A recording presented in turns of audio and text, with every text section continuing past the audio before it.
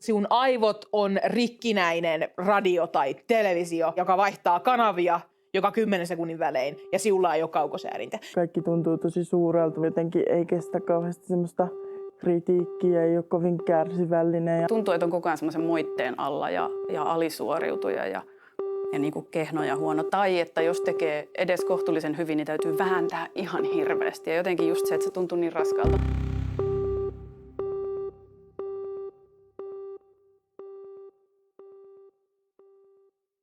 Mun mielestä se on semmoinen niin kuin ihmistyyppi, joka innostuu tosi helposti ja kyllästyy tosi helposti. Ja oikeastaan musta se on se ydinjuttu.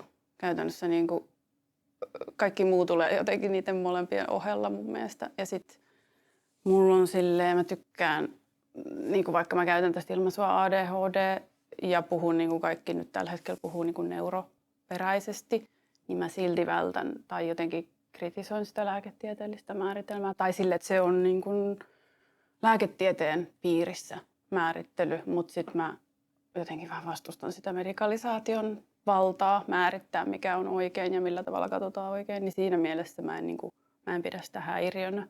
Mä katson, että se on häiriö ainoastaan suhteessa tiettyyn ihanteeseen tai tietynlaiseen toivottuun käytökseen ja toivottuun ahkeruuteen ja säännöllisyyteen sellaiseen. Ja sitten se on vaan, että jotkut ihmiset, kuin vähän paljon meitä onkaan, niin ei sovi siihen.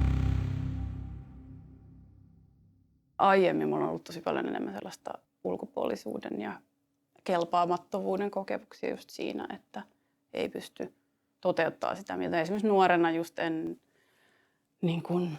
tiennyt, mitä haluan tehdä elämällä, en osannut hakea niin kuin oikeanlaiseen opiskeluun. Kaikki työpaikat, mitä mä mietin, niin tuntuu ahdistavilta ja hirveältä ja siltä, että nytkö mun pitäisi olla jossain yhdessä paikassa 8 tuntia päivässä.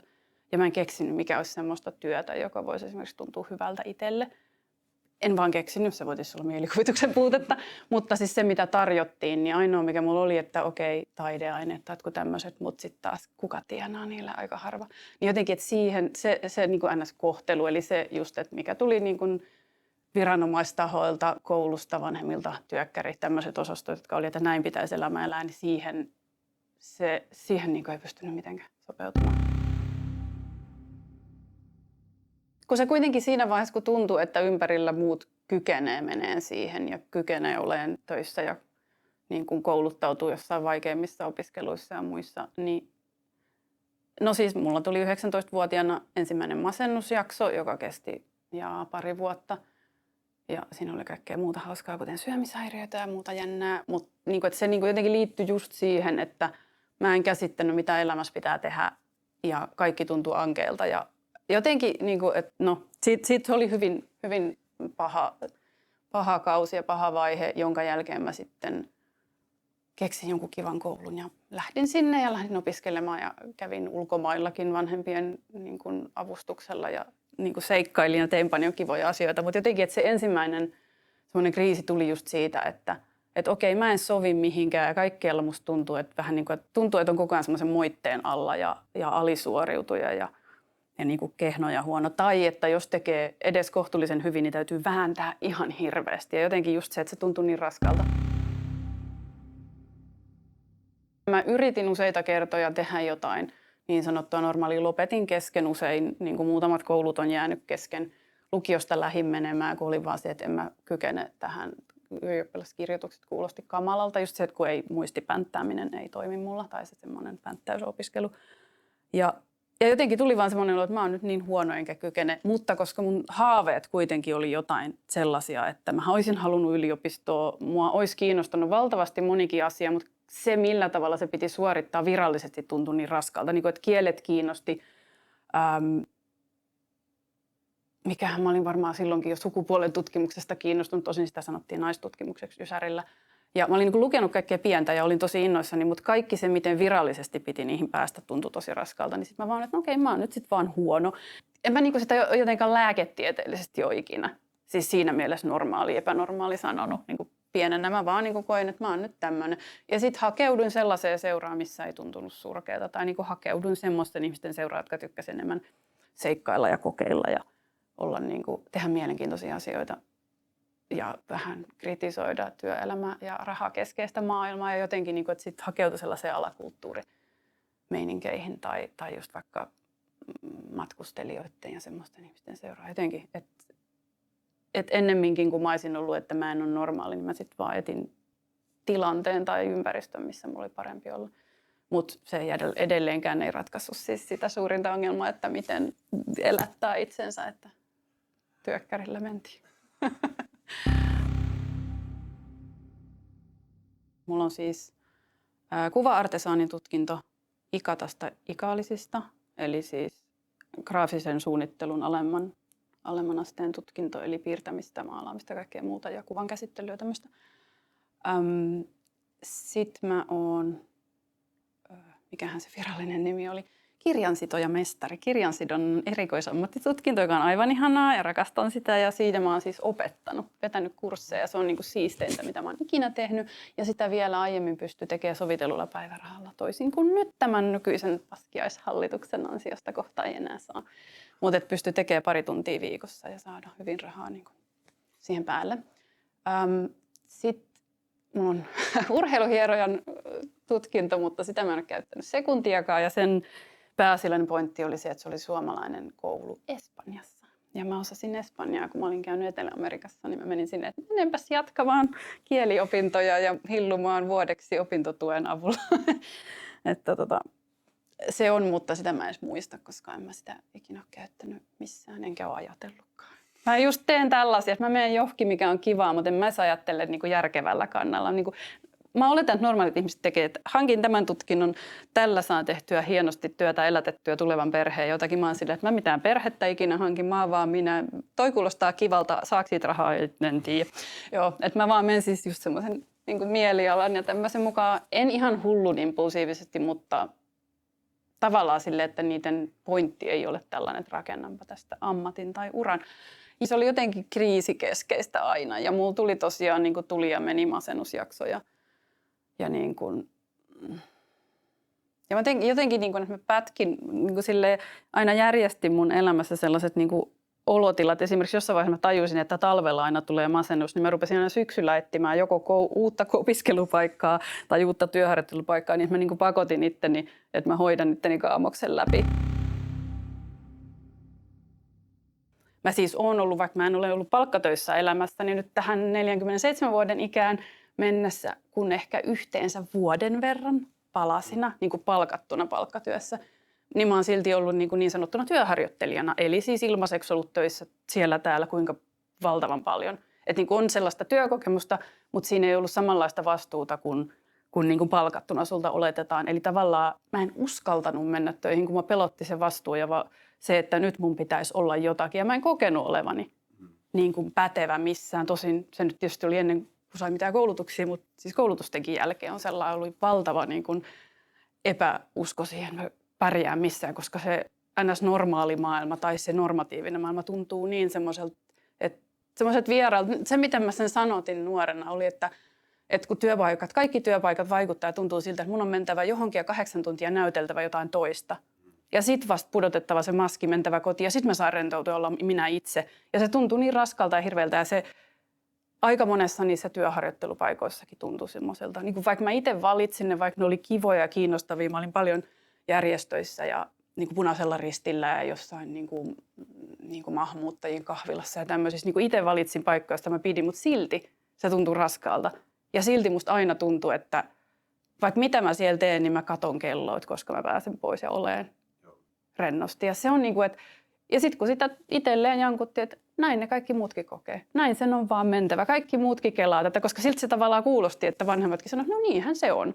Ja sitten mä olisin, että ai, maailma on näin synkkä ja ankea ja tälleenkö täältä pitää elää, mitä helvettiä. Mä muistan vielä, että joku 5, ehkä 7 vuotta sitten joku mun kaveri sanoi mulle jossain tilanteesta, että etkö sä vois mennä tutkimaan, että onko sulla ADHD. Ja se sanoi se jotenkin niin, että mä loukkaannuin sille moneksi vuodeksi.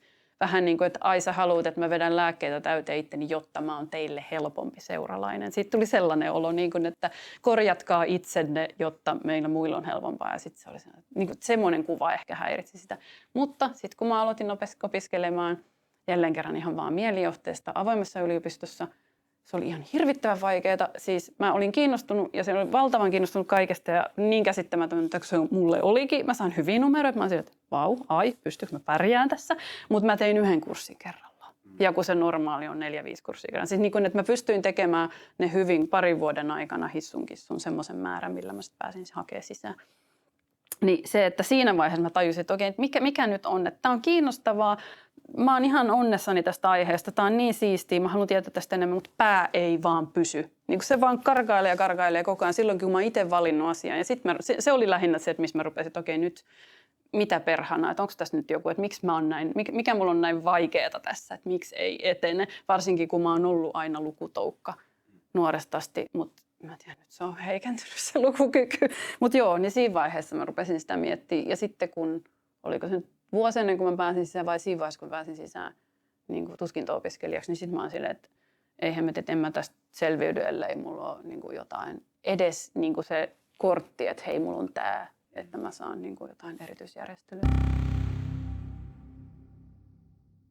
Mä olin, oliko toisena vuonna tai 3. vuoden alussa tai en muista, kandi-opinnoissa, niin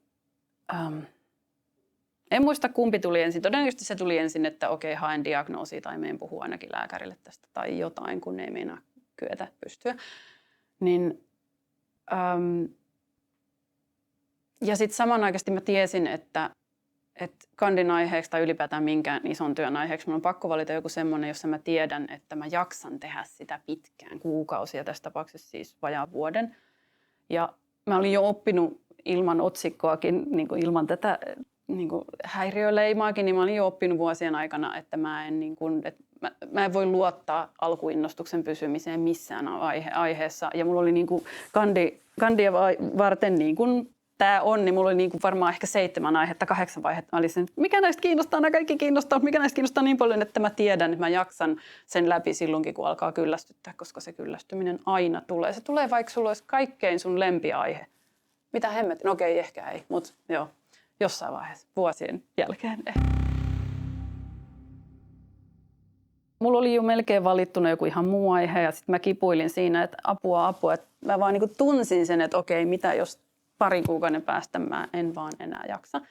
Niin sitten mä olin silleen, että okei, tämä mitä mä tässä sivussa on muuta tutkinut, eli olen yrittänyt miettiä, että onkohan mä ADHD ja miettinyt mitä kaikkea siihen liittyy ja listannut asioita aikeena, niin mennä lääkärille sen kanssa. Niin mä no hemmetti, okei, tämä on asia, joka kiinnostaa mua hyvin henkilökohtaisista syistä ja tämä on yhteiskunnallinen aihe, joka on vielä ajankohtainenkin, että okei, siistiä, mä teen kandin tästä, jotta mä saan niin kuin yhdistettyä myös sen energian, että kun mä tutkin ADHD, niin mä tutkin sitä myös opintoja varten. Se mulla oli siinä suurin piirtein joskus rinnakkain, että mä tein kandia yhdessä dokumentissa. Yhdessä on se mun lopullisesti 10-sivuiseksi Word-tiedostoksi muodostunut, minkä mä aioin sitten kiikuttaa niin kuin YTHS:ään. Mä niin kuin sen tutkimuksen aikana samalla niin kuin olin siihen, että ai toikin liitetään, ai tää on siis niin kuin oikeasti ihan tiedettyä. Ja sitten mä kiikutin sen psykiatrille ja jotain koulutodistusten kopioita ja muuta. Kun kaikki oli sanonut, että se on niin vaikea saada se diagnoosi, ei ne sitä sulle anna, ei ne anna sulle. No okei, nyt ne antoi. Se oli kiva, riitti ilmeisesti todisteet. Joo. Se, että mikään ei toimi tai ei oikein tunnu oikealta, niin on jäänyt semmoiseksi niin kuin arveksi, vaikka se ei enää, vaikka nyt mulla olisi esimerkiksi ihan ok ja kohtuullisen ok, en mä tiedä, onko mä nytkään niin kuin jossain harmoniassa, mutta jotenkin, että se arpi olisi siinä, vaikka mä saisin jonkun ratkaisun. Jotenkin tiedätkö, että se on niin kauan häirinnyt, että se jää, vaikka mä oikein osaa kuvata tätä. Mutta yhtä lailla mä oon ollut rauhallinen 4 vuotta ja kohta vielä 5. vuoden, koska mä oon koulussa. Mä oon opiskelijastatuksella ja mä saan olla rauhassa. Heti kun se loppuu, onko siinä joku pieni puskuriaika, niin kohta rupeaa taas työkkäri ahdistelemaan. Ja sitten se on se pahin, että niillä on lupa ahdistella mua, ellei mä sano täysin, että no pitäkää tunkkinne ja elän puolisoni rahoilla. Muuten mä joudun olemaan niiden narunpäässä. Se on se, mikä aiheuttaa. Eli se, että niin kun pitäisi jotenkin olla tässä. Voi olla, että se on tullut ulkoapäin, en mä tiedä. Ehkä mä olisin ihan onnellisesti vaan elvaisin ja tekisin kaikkea kiinnostavaa. Voisin myös tehdä jotain paljon niin kuin yhteiskunnallisesti hyödyllistäkin, jos niin kuin saisi rauhoittua tekemään sitä. eikä tarvitsisi olla koko ajan hädistä, että kelpaako tämä ja onko tämä tarpeeksi monta tuntia ja mikäs hallitus nyt tulee ja sanoo, että vähennetään näitä. Mutta joo, kun mun elämäni sellainen niin kuin pääasiallinen normistatus virallisesti on ollut työtön. Niin kuin, että vaikka mä oon ollut kouluissa ja vaikka mä oon ollut opiskelijana, vaikka mä oon ollut niin kuin töissä, mutta se on nimetty työharjoitteluksi eikä työksi. Niin virallisesti, jos katsoo mun historiaa, niin mä oon ollut pääasiallisesti heidän mielestään, heidän näkemyksensä mukaan työtön. Ja se on asia, mikä niin kuin sieltä päin pitää ratkaista. Tällaisia minä ajattelen. Minä haluaisin sellaisen maailman, missä niin kuin ei olisi, että toi on outo, pilkataan sitä, vaan niin kuin, että okei, tämä tekee näin, annetaan sen vahvuuksien päästä tällä ja tällä tavalla esille. Ja niin kuin just siinä mun kandin aikana sain selville, että tosi paljon työelämässäkin puhutaan just silleen, niin kuin, että otetaan neuroerilaiset huomioon niin kuin, ihan niin kuin rekrytoinnissa ja siinä, miten se rekrytointi tehdään ja sitten, että minkälaisia asioita voi olettaa, että voisi olla vahvuuksia ja just vaikka ajankäytön ja taukoilun ja niin kuin työnteon tilanteen hälinä ja tällaiset huomioon ottaminen. Jotkut niin kuin parhaimmat paikat ottaa noin huomioon ja niin kuin että okei, tästä voi saada jotain hyvää. Ja sitten kun tiedetään, että jotkut ADHD-tyypit on jotain supermenestyneitä, kun niillä on ollut niin kuin optimaaliset tilanteet, eli ne on ollut hyvätuloisten vanhempien tai rikkaiden vanhempien lapsia ja ne on saanut tehdä sitä, missä ne on hyviä. Niin siinä voi nähdä, että että jos päästään kukkimaan, niin sieltä voi löytyä kaikkea siistiä. Ei sen aina tarvitse olla niin kuin, että tästä ihmisestä saadaan nyt jotain nerokkaita innovaatioita ja mahtavaa. Aina on niin kuin oltava, että se lopputulema, että saadaan tästä jotain hyvää tulosta. Kun sekin on jo hyvä tulos, että ihminen elää onnellisesti eikä ole täynnä traumaa ja soimaa itseensä. Siis joo, mä oon nyt aika hyvässä paikassa niin sanotusti. En kaikilta osin. Muisti on huonompi kuin nuorena ja keskittymiskyky on vielä huonompi kuin nuorena, mutta jotenkin niin kuin, että silleen, että on niin kuin itsen kanssa hyvä olo, vaikkakin jatkuvasti on sellaista pientä niin kuin taistelua, että saa aikaiseksi asioita tai saa tehtyä ne asiat, mitä on ihan itse valinnut, että haluaa tehdä. Sen lisäksi kotityöt.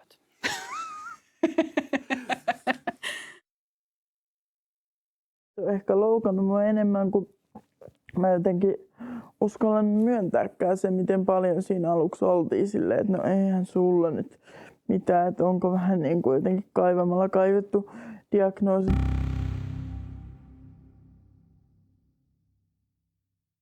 Ehkä se näkyy mulla esimerkiksi tosi paljon siihen, että ei vaan oikeasti pysty keskittyä vaikka pitkiin projekteihin, niin kuin mulla on tämä kuuluisa gradu, joka on nyt vaan jäänyt kesken, ja kun siihen ei ole mielenkiintoa, motivaatio tehdä sitä, niin se tuntuu niin semmoiselta isolta, vaikka suurelta semmoiselta tehtävien sumulta, mitä ei pysty erottelemaan, niin kaikki tommonen, niin kyllähän se vaan näkyy arjessa. Tai se, että on jotenkin tunteiden säätelyn häikkää tosi paljon, että kaikki tuntuu tosi suurelta, varsinkin jos ei ota lääkettä, niin tuntuu, että maailmanloppu on aina ovella ja niin kuin jotenkin ei kestä kauheasti semmoista kritiikkiä, ei ole kovin kärsivällinen ja niin kyllä nämä tavallaan näkyy niin paljon siinä jokapäiväisessä elämässä, että vaikka se on myös semmoinen ominaisuus, jota katsoo sille hellyydellä, niin onhan siinä tosi paljon semmoista, mikä pitää ottaa huomioon myös niin kuin semmoisena kuitenkin poikkeavuutena, mikä se nyt on se termi sitten, semmoinen kuitenkin, että niin kuin aivoissa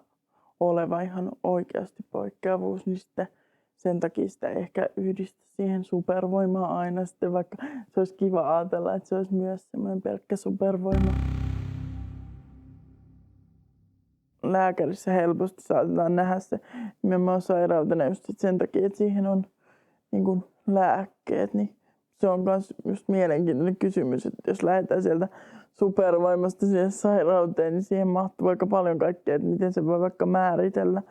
Ja no sitten ehkä helposti, tai haluaisinkin jossain virastoissa, jos ajatellaan jotain Kelaa, niin haluaisin niin kuin helpommin tuoda vaikka ilmi sen, että on ADHD ja joskus niin kuin ihan mennäkin sinne jotenkin silleen, että oikeasti jotkut lomakkeiden täyttämiset on tuskaa tai muuta. Että vaikka olin tosi pitkään tosi vähällä rahalla, kun en vaan saanut asumistukihakemusta täytettyä ja sitten joku tulikohan sisko käymään, oli silleen, että no niin helppoa, siihen menee vaan 5 minuuttia, mutta kun ei se siinä omassa päässähän se ei näytä siltä 5 minuutilta, tuntuu, että pitäisi kiivetä vuorelle. Pitää ensin saada tietokone auki, pitää tehdä sen valinta, että menee sinne Kelan sivuille eikä vaikka katsomaan jotain lempisarjaa, siinä matkalla eksy.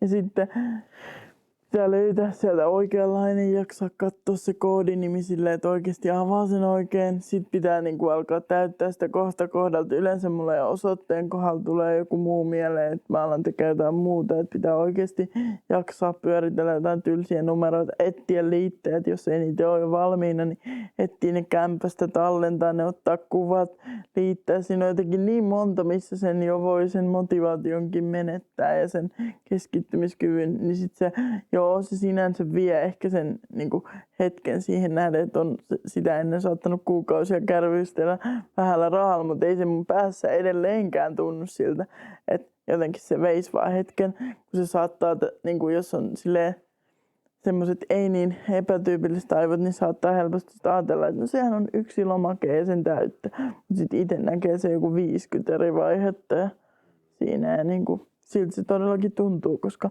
saattaa olla, että pystyy tekemään 3 vaihetta ja sitten on jo menetetty. Ja on tosi paljon kaikkea, vaikka se gradukin on siitä hyvä, että mulla on ihan nykyään tehtäviä jo siitä lähtien, että avaa tietokone, avaa tiedosto, että koska jo se voi olla se, mitä ei saa aikaiseksi.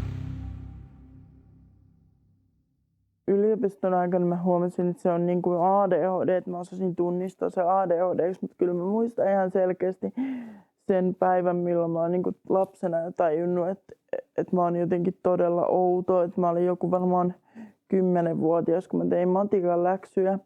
Ja sitten kun mä oon varmaan pystynyt tosi paljon myös sillä, että mulla on tämän fyysisen vamman vuoksi ollut aina avustaja mukana, joka on sitten ollut siinä vierellä ja monesti jopa kirjoittanutkin tehtäviä, niin tavallaan se keskittyminen on sitten pysynyt siinä, että se on sanonut, että no niin, että mikäs vastaus tässä nyt oli, että mietitään yhdessä ja tälleen, niin ne on varmaan pysynyt piilossa, mutta sitten kotona mä muistan, että tuli se turhautuminen aina ja muistan, kun mä huusin meidän äidille, että mä en jaksa tätä elämää, kun mä en osaa ja mä en jaksa tehdä, että mä en halua elää. Ja meillä oli ehkä kotona semmoinen tunnelma, että siellä ei ehkä saanut hirveästi puhua tuommoisista jutuista tietenkään, että ei niin ehkä ollut tilaa tollaselle.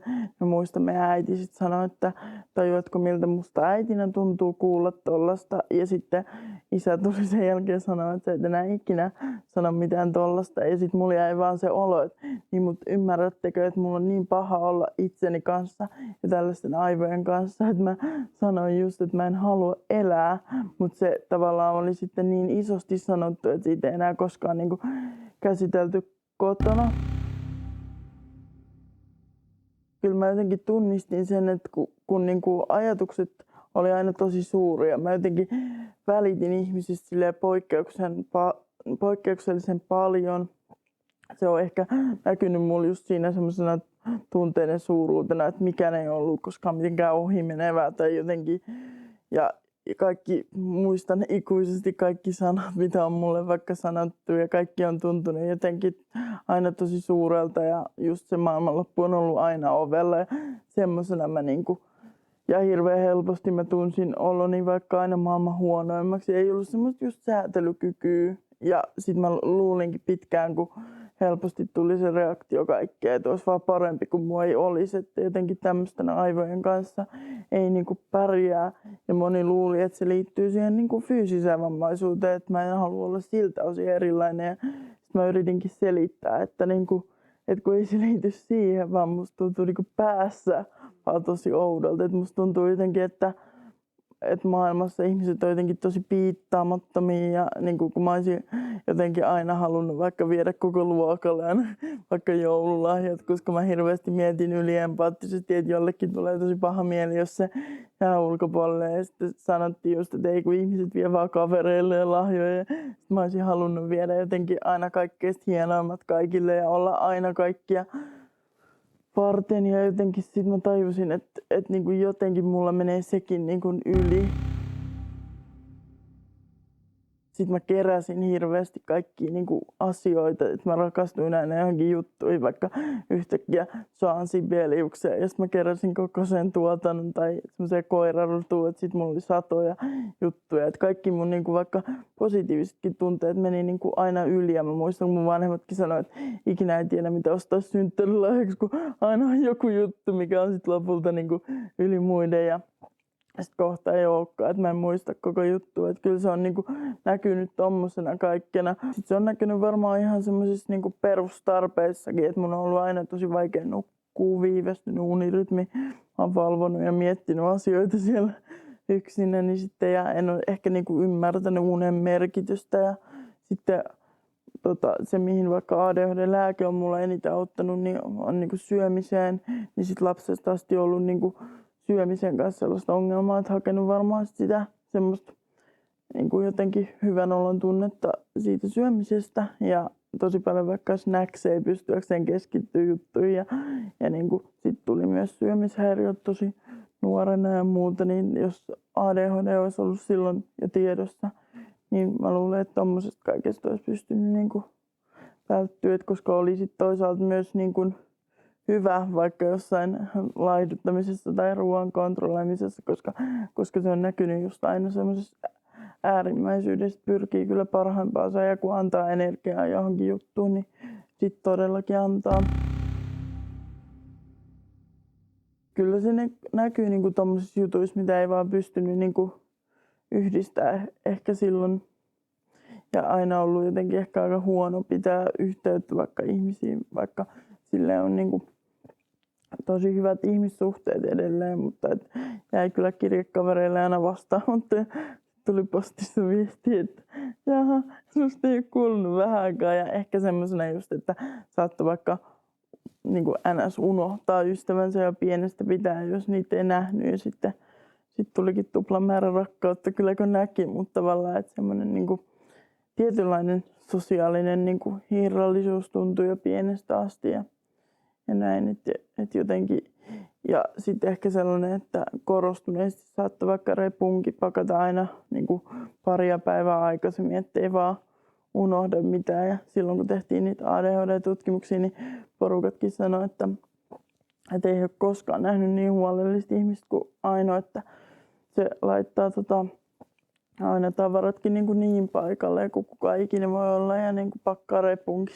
pari päivää aikaisemmin. Ja ei niinku koskaan unohda mitään, mutta sitten mä selitin niille, että just sen takia, koska jos ei sitä reppua pakkaa pari päivää aikaisemmin, kun tulee se fiilis ja varmistaa, että siellä on kaikkea, niin sitten mä en pakkaa sitä ikinä. Että tavallaan niinku kaikissa tommosissa pieniä semmoisia vinkkejä olisi varmaan ollut, jos olisi itsekään tiennyt, että niinku se on niin laaja kokonaisuus. Musta oli hauska, kun mä olin niissä ADHD-tutkimuksissa ja sitten tuli sen psykiatrin vuoro ja sitten se niinku näki siitä webkamerasta, että mä oon niinku, kun silloin oli korona-aikaa, että mä oon niinku pyörätuolissa, sit sitä alkoi hirveästi kiinnostaa ensin se pyörätuoli ja sitten se vaan sanoi niinku, että no että älä nyt mieti jotain ADHD:tä, että sä oot kuitenkin tommonen vammainen ja kaikkea ja sä oot silti niinku yliopistossa, että monestakaan ei olisi niinku tohonkaan ollut. Että on vaan niinku ylpeä, että varmaan sun vanhemmatkin on ylpeät, että sä oot ylipäätään päässyt yliopistoon, että ei se niinku haittaa sit tavallaan, että jos siellä vähän hitaampaa ja sitten vielä sanoikin, että haluatko semmoisen leiman, että susta tulee sitten sekä CP-vammainen että ADHD. Juu, se oli kyllä.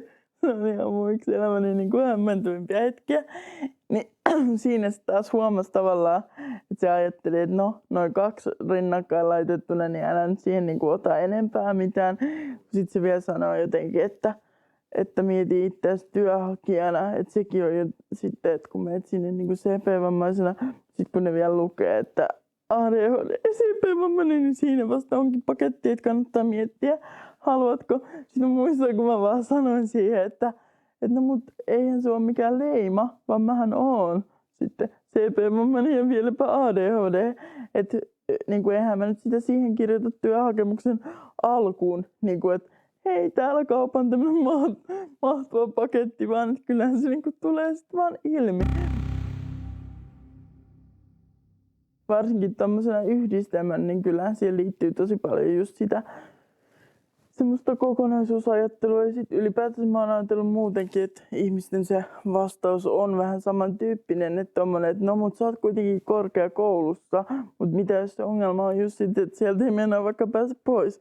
Tai silleen, että siitä riittää jo, että on päässyt niinku yhteiskunnan silmistä tarpeeksi korkealle. Tai vaikka se, että jos mä oon tosi järjestelmällinen tai aina kirjoitan vaikka kaikkia listoja ja kaikki, niin että no ei usko susta, mutta se voi just olla sitä, että sitten kirjoitan hyvin niin kuin korostuneesti kaikkia listoja, koska muuten sitten kaikki jäisi hoitamatta. Tai mulla ihan pää menisi sekaisin, jos kotona olisi vielä sotkustakin. Ja silleen, kun sitten jotkut tietää vaikka jotain sellaisia ihmisiä, joilla on koko ajan kotona sotkusta ja niillä on ADHD, niin sitten helposti sanotaan, että ei sulla tämmöistä ole. Että jos olisi ADHD, niin sitten olisi pelkkää sotkua. Tai silleen, että ajatellaan tosi paljon, että se on semmoinen putkimainen yksi juttu. Ja totta kai mulla on sitten aina semmoinen, minkä niin kuin tavallaan arvoa siinä ei voi ikinä miettiä, että miten paljon se vaikka vaikuttaa, että mun toiset ihmiset vaikka järjestelee ne tavarat mulle paikoilleen, niin saisinko mä itse niitä sitten tehtyä, jos mä tekisin itse. Että kyllähän se mun ADHD näyttäytyy aina eri tavalla myös tämän fyysisenkin vamman vuoksi, koska ihmiset joutuu auttamaan mua niin paljon kaikessa. Muistan joskus, kun mä vaikka löysin tosi paljon apua niin kuin just syömiseen ja siihen jatkuvaa snacksien hakuun ja vaikka semmoiseen suhtautumiseen ruoan suhteen, että mä oon tosi valikoiva syöjä ja kaikki tuntuu inhottavalta, mikä ei ole vaikka rapea tai muuta, niin sit mä selitin ihan innoissaan, että hei, tääkin liittyy ADHD:seen. Niin sit lähipiiri sanoi, että et sä voi niinku kaikkea laittaa ADHD:n piikkiin. Sille, eikö oikeesti, tää on todella tunnistettu juttu. Tai joku, että kuuntelen samaa biisiä niin kuin jatkuvasti putkeen, niin silleen, että no eiköhän nyt kaikki kuuntele, että no ei varmasti kuuntele yhtään samaa biisiä 3 viikkoa putkeen, sen jälkeen ei suostu koskea siihen enää koskaan, niin tavallaan, niin kuin, että hirveän helposti tulee sellaista tavallaan, niin kuin, että no onhan nyt kaikilla ja jotenkin silloin, kun mä yritin niin kuin sille psykiatrillekin sen selittää, niin mä muistan, kun se sanoi sitä, että no mutta toihan nyt on tommoista, että sitähän nyt voi ilmetä kaikilla, mutta sille elämää häiritsevästi niin, tai jotenkin elämään vaikuttavasti myöskin positiivisesti tosi niin kuin vahvasti, niin en usko, että tommoiset piirteet näkyy ihan kaikilla. Että kyllä siihen liittyy tosi paljon sellaista, että jos yksittäisistä piirteistä vaikka puhuu, tässäkin tuntuu koko ajan, tulee sellainen tavallaan olo, että tekisi mieli kaivaa jostain semmoinen jättimäinen lista, että mulla on nämä kaikki, että mulla on oikeasti, niin kuin, että tässä mä nyt vaan esittelen muutamia, koska tulee aina semmoinen olo, että joku on kulman takana katsomassa, että no eihän nyt, jos tuolla nyt on muutama tommoinen ongelma, niin eihän sillä nyt ole mitään ADHD, vaikka kenelle tässä pitäisi todistella. Diagnoosi kuitenkin löytyy, menin sen sitten yksityiseltä hakemaan. Ja oli aivan tosi upea psykiatri, joka sanoi heti, kun käski mun puhua opiskelupolusta. Ja sitten mä hypin jostain ekan luokalta valmennuskurssille ja sitten yhtäkkiä lukio ja apirekkaa ja kaikkea. Ja sitten se oli silleen, että mä en nyt pysy yhtään perässä. Ja sitten lopulta se oli silleen, että joo, aloitetaanko tää lääkekokeilu. Se sanoi, että sä oot kyllä aika ilmiselvä tapaus. Että senkaan ei tarvinnut sitten enää taistella. Se oli ehkä iso juttu, että sai siitä vanhempien kanssa puhuttua. No, reaktio oli mikä oli alkuun, että varsinkin silloin, kun sitten tavallaan se psykiatrin, se eka siellä YTHS:llä, niin mä muistan, kun meidän isä sanoi, että no niin, että sä taas etsit sitten jotain diagnoosia, että muistellaanpas tässä nyt kumpi teistä on käynyt kouluja ja kuinka monta vuotta, että kumpi se on se asiantuntija. Sitten se sanoi se eka psykiatri, että jää vähän niin kuin epäselväksi sitten, että onko sitä ADHD:tä, niin sitten se toinenhan antoi sen diagnoosin kyllä saman tien, niin sitten isän kanssa myöhemmin saatiin puhuttua siitä, että vaikka hän nyt on sitä mieltä, että tässä ei ole mitään, niin nykyään se on kyllä siitä söpö, että se laittaa just vaikka ihan innoissa aina, kun jotain ADHD, vaikka dokkareita tai jotain telkkarissa tai osana uutisia tai jotain, niin se on aina vaan, että tämä henkilö puhumassa ADHDsta, että kannattaa katsoa, että se niinku sitä kautta yrittää sitä varmasti niinku käsitellä. Ja sitten äiti ja isäkin on jotenkin nyt ehkä hyväksynyt sen, että se liittyy just vaikka siihen koulun käyntiin ja ne ei ole itse mitenkään niinku korkeasti kouluttautuneita, niin ne ei onneksi myöskään sitten ehkä tavallaan aina käsitä sitä, että mitä multa vielä puuttuu tai muuta, niin ne on lopettanut myös hiillostamisen sen verran pitkälle on menty jo tämän tipahtaneisuuden kanssa. Niin pikkuhiljaa aina erinäisille ihmisille sit selittänyt jotain ja saanut myös siinä samalla ymmärtää, että on ehkä aika monen nepsyn ympäröimä ollut myös itsekin tiedostamatta. Että joko joku ei ollut kertonut mulle itse, että hänelläkin on, tai sitten aika moni on löytänyt myös tutkimuksia sitten sen ansiosta, että mä oon joskus löytänyt tutkimuksia, että sit mä oon ollut vaikka silleen, että kuulostaa tosi tutulta ja moni onkin sitten ollut silleen, että no itse asiassa, että sen jälkeen kun alkoi vaikka puhua niistä semmoisista ei niin tyypillisistä, että se voisi olla jotain muutakin kuvaa, että ei pysy paikallaan, niin moni on myös sitten hakeutunut avun piiriin. On olemassa myös tällainen, mikä tapahtuu pelkästään pään sisällä. Ja sitten mä olin silleen, vai niin? Ja sitten mä aloin tutkia sitä, ja sitten meillä vaan tuli sellainen, oh my god, mom!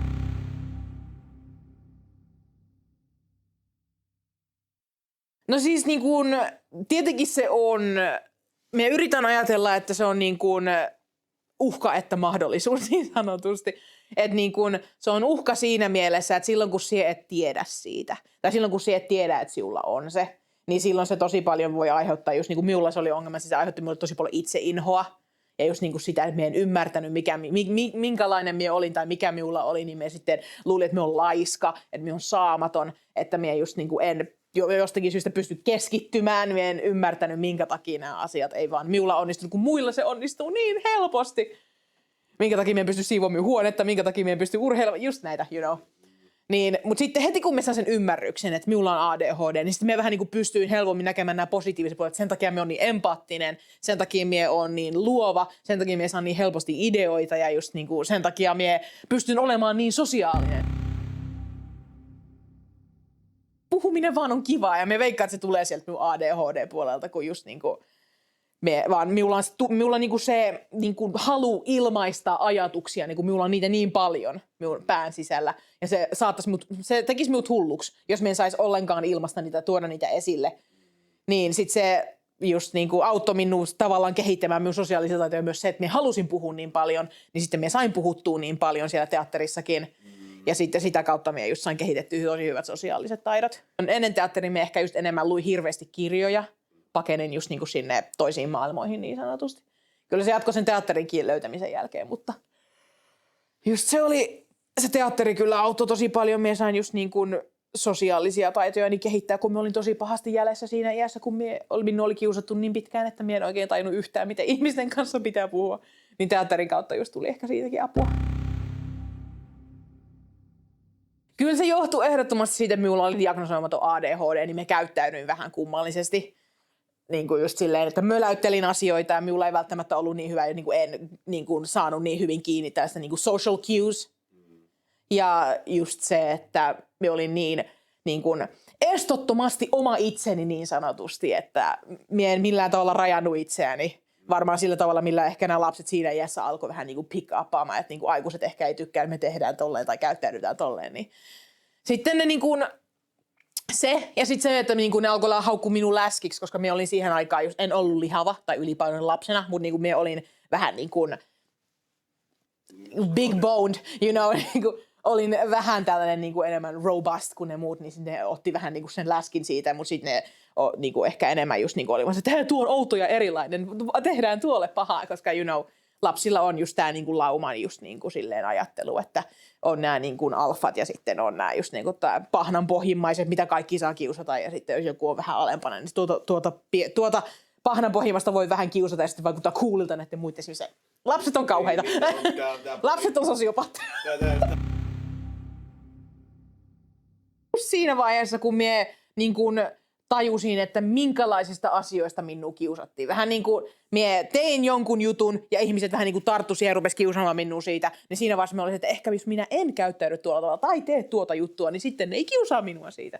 Että siinä mielessä just niin kuin ehkä negatiivisista asioista tuli enemmän se maskaamisen taito, että kunhan minä pysyn hiljaa ja käyttäydyn kuin normaali lapsi, niin ehkä kukaan ei katso minun. Ja sitten näyttelemisen kautta tuli enemmän tällaista niin kuin positiivista maskaamista, että miten puhutaan kohteliaasti tai miten just niin kuin käyttäydytään tällaisissa virallisissa tilanteissa niin, että se ei vaikuta normaalilta ihmiseltä heittomerkeissä, koska ei ole olemassa normaalia.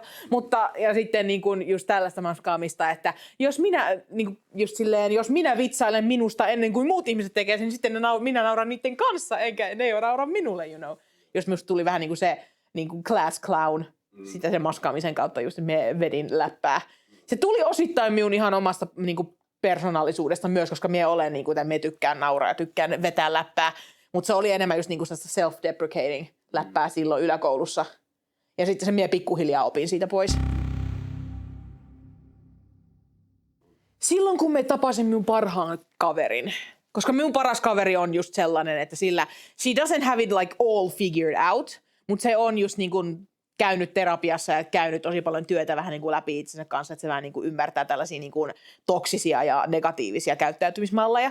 Niin sitten se alkoi minulla vähän niin kuin olla se, että älä pyytele koko ajan anteeksi ja älä vitsaile omalla kustannuksella tuolla tavalla. Ja just niin kuin se alkoi niin kuin point out näitä juttuja, mitä me on tehnyt tosi normaalisti. Kukaan ei ole sanonut siitä mitä aikaisemmin, koska se on ollut niiden mielestä hauskaa. Tai sitten ne on tuntenut olonsa just niin kuin kiusalliseksi siitä. Mutta mun kaverilla ei ollut mitään just tuollaista niin kuin ongelmaa. Että se oikeasti oli, että hei älä sano itsestä tuollaisia asioita, että se ei ole hauskaa ollenkaan. Niin me aina olin, koska minulla on just tämä rejection sensitivity, että jos joku pikkasenkaan torjuu mitään, mitä me tarjoan tai sanon, niin minulta tulee sanoa, anteeksi, olen hyödytön. Mutta sitten mun kaveri just oli silleen, että älä vitsaile itsestä tuolla tavalla, ja jos sä pyydät anteeksi vittu, niin I'll kick your ass.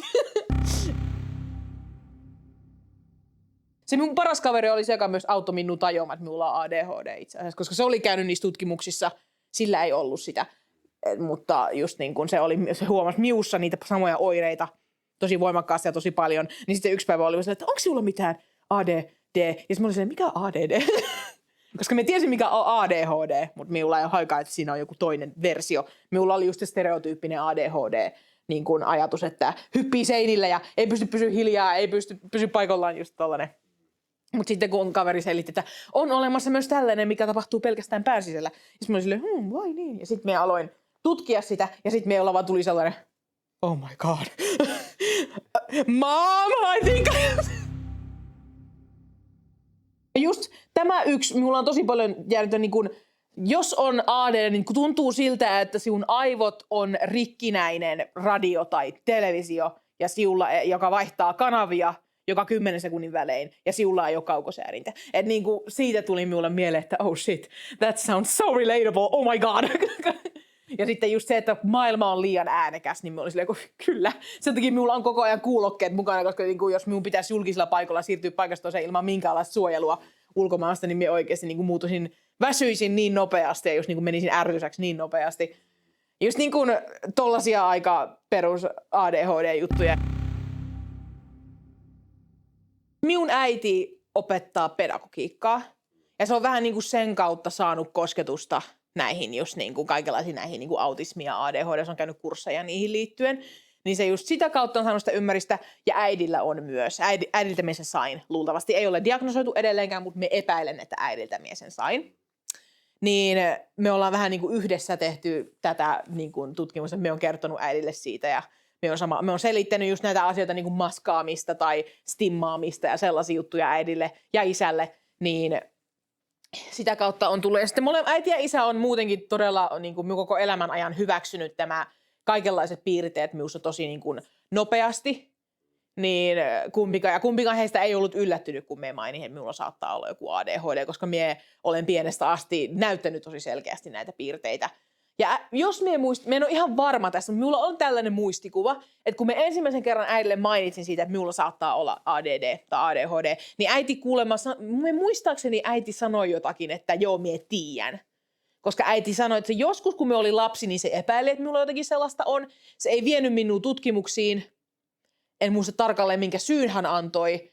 Luultavasti joku sanoi, että hän ei halunnut, että minusta tuntuu erilaiselta. Mikä on silleen ymmärrettävä, että vanhempi ei varmaan halua lapselle just tällaista erilaisuuden kokemusta, varsinkin kun on niin pieni. Mutta se kyllä aika pahasti just niinku backfired, että olisi ollut paljon helpompaa elämää, jos lapsesta asti olisi ollut diagnosoitu, mutta minä ymmärrän kyllä, minkä takia äiti välttämättä ei tehnyt mitään, että just niinku halusi, että minä saan sen normaali lapsuuskokemuksen. Sääli vain, että koko muu maailma on paska. Eniten se oli myös niinku sellainen niinku, helpotus. Koska kuten minä sanoin, minulla oli kehittynyt tosi paljon just niinku itseinhoa, koska minä en pystynyt tekemään näitä normaalia asioita, mitä kaikki muut pystyivät tekemään helposti.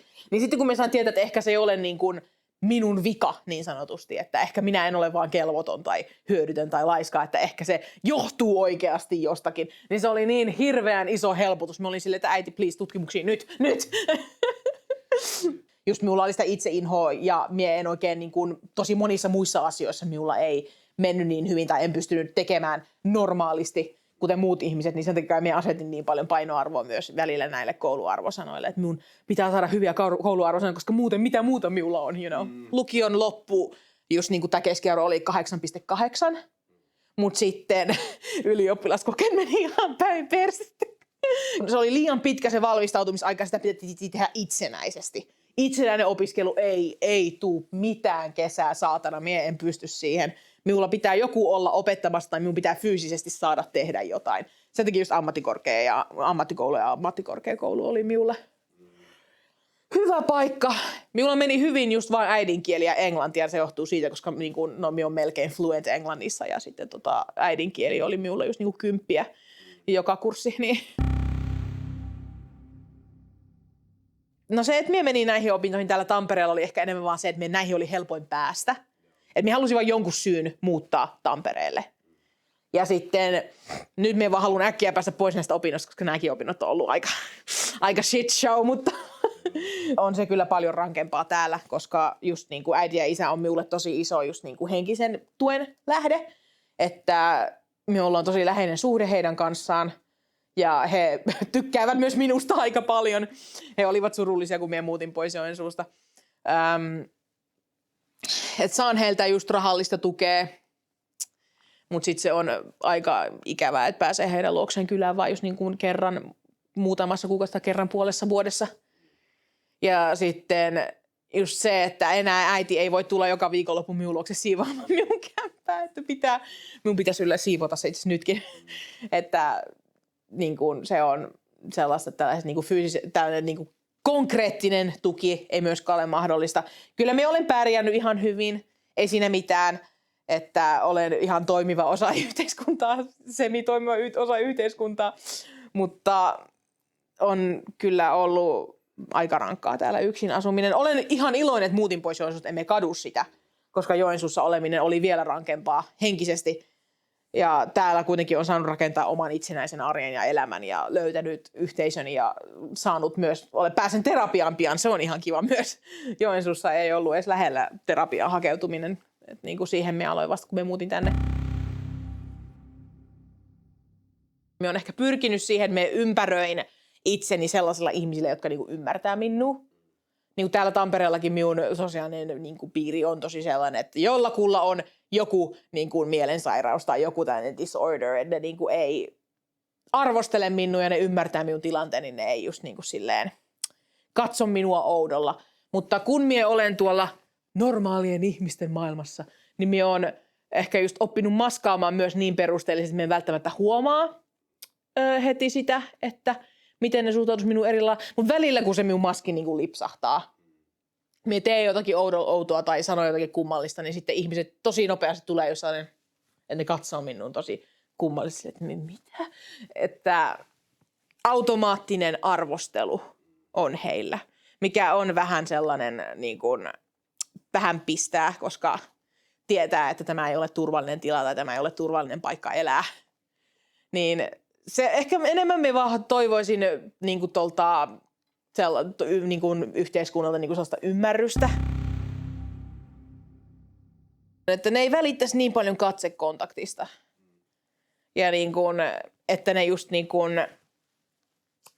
ei välittäisi niin paljon siitä, jos just niin kuin silleen puhuu nopeasti tai just menee jonnekin sivuraiteelle, että ne tyyliin ei tarvitse olla silleen, että ne vaan antaisi mennä sivuraiteelle, vaan olisi silleen, että niin kuin sanoisi ehkä vähän kohteliaammin tai kivemmin siitä, että niin kuin, että hei, me puhuttiin tästä, että voisitko palata vähän enemmän tähän, että ole hiljaa, että puhuttiin, että lopeta toi, että ole hiljaa tai jotain sellaista. Se ei ole oikein kivaa. Ja ehkä, että ei katsottaisi diagnoosiin niin kovasti.